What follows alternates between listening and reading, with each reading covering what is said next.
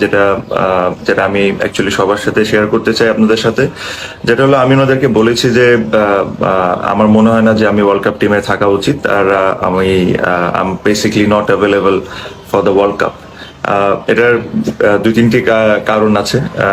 আমার কাছে মনে হয় যে game time is one of the biggest reason আমি বেশ কয়েকদিন ধরে খেলছি না এই ফরম্যাটটা। সেকেন্ডলি ইনজুরি, বাট ইনজুরি আমার মনে হয় না অত বড় সমস্যা, বিকজ আমি আশা করি যে ওয়ার্ল্ড কাপের আগে ঠিক হয়ে যাব। বাট যে জিনিসটা আমার কাছে মেইন জিনিসটা যেটা ট্রিক করেছে এই ডিসিশন নিতে, উইচ ওয়াজ এনি প্রবাবলি হয়তো বা আমি ওয়ার্ল্ড কাপ টিমে থাকতাম, আমি আমি এটা জানি না, বাট এটা আমি মনে করি হয়তো বা আমি থাকতাম, বাট আমার কাছে মনে হয় না যেটা ফেয়ার হইতো।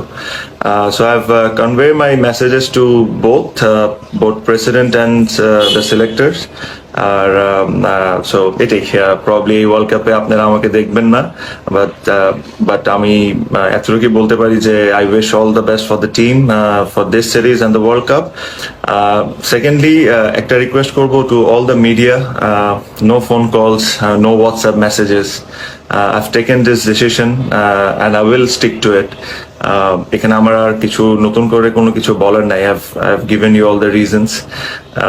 So no phone calls, no WhatsApp messages. আশা করি আপনারা আমার প্রাইভেসিটা কে সম্মান করবেন আর আমার ডিসিশনটাকে রেসপেক্ট করবেন।